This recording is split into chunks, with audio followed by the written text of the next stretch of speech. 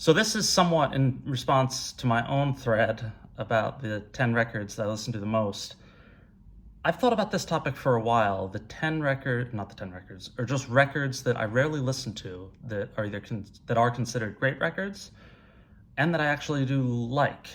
But for some reason, I just never listen to them, or very rarely.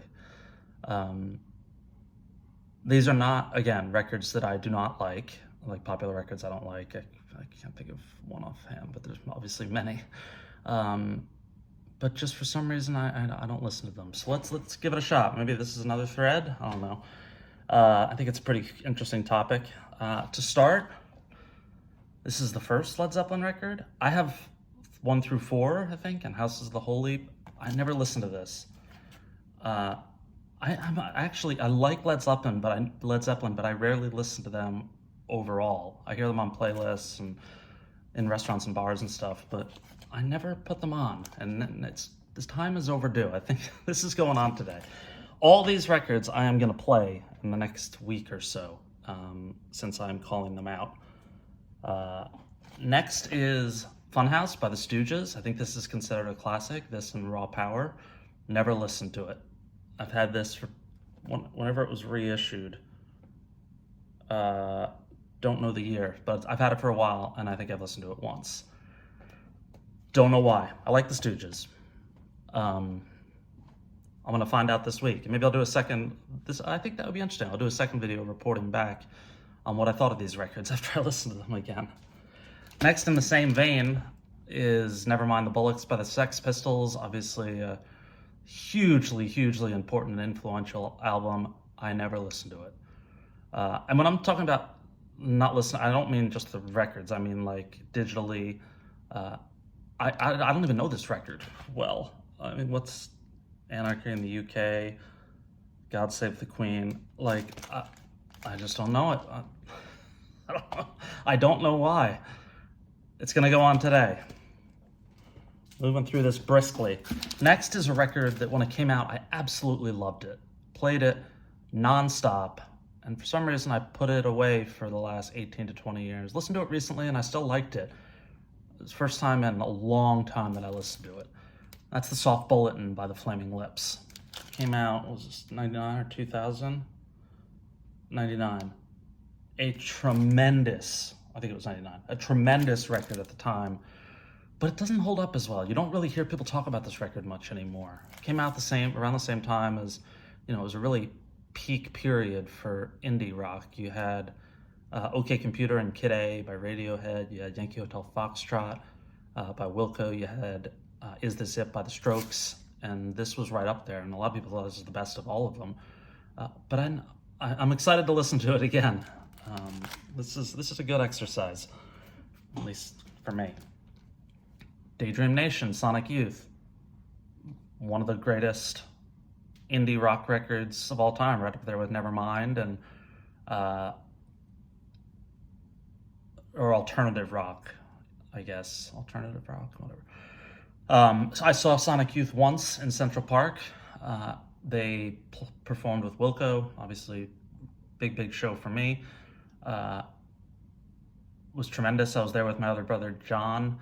And then when the show ended, we actually took the subway all the way into Brooklyn and saw Slaughterburn at a place called Southpaw that is now closed in Brooklyn. So we saw Sonic Youth, Wilco, and Slaughterburn in one night. That was a tremendous day. But I really like this record. But as you can see, I haven't even opened it. I listened to it on rare occasion digitally, but a record that I really am excited to dive into.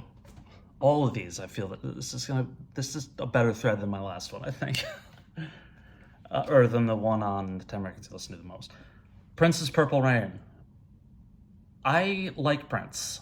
I'm not a fawning fan or Prince, mostly people with good taste in music are hardcore fans of. I like Prince, but I've never gone as far as most of my friends who just absolutely love Prince. Purple Rain. I have 2 copies of this. I never listened to it. I'm going to listen to it today as well. I know this is a brilliant record. Why don't I listen to it? No idea. I love this thread. This one, I'm going to lose 800 subscribers. Revolver. It's the Beatles record that, for some reason, I never listened to it. And I think it's because of Taxman. I don't like Taxman. It's almost like Blonde on Blonde. I don't like the first song, but I like every, Rainy Day Woman. I don't know why I'm talking so fast. I just skipped this because of Taxman. And this is, most people think this, a lot of people think this is the greatest record of all time. And I wouldn't even argue that. Eleanor Rigby, Love You Too, Here, There, and Everywhere, She Said, And Your Bird Can Sing, Tomorrow Never Knows. This thing is just full of great songs. And it's probably the 6th or 7th Beatles record that I choose, 8th or 9th. Don't really listen to Rubber Soul either.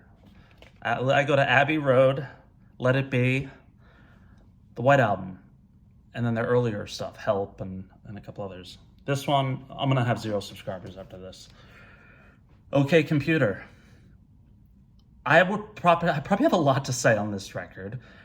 It does hold so this is number 8. I got 2 more after this. It does hold a place with me that makes it hard to listen to. So I've shared that I was in New York on 9/11. I remember at the time, I don't think I had an iPod yet. I got an iPod, if I remember correctly, not too long after 9/11. Was it 2002? When did they come out?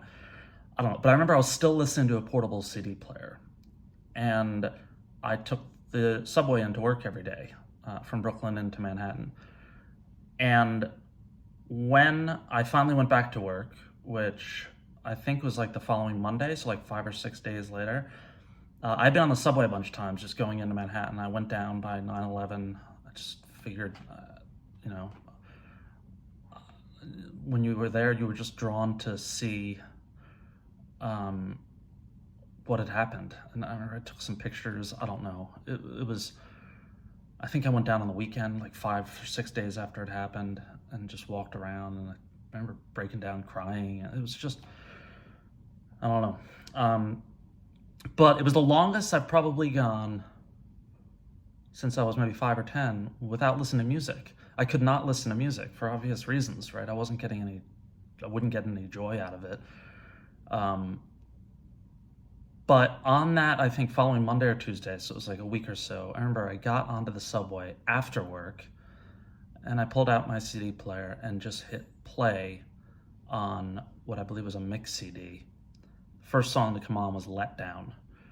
So every time I hear, if you know that song, it sort of fits, or at least for me, it fits perfectly because that's the first song I listened to after that horrible, horrible day.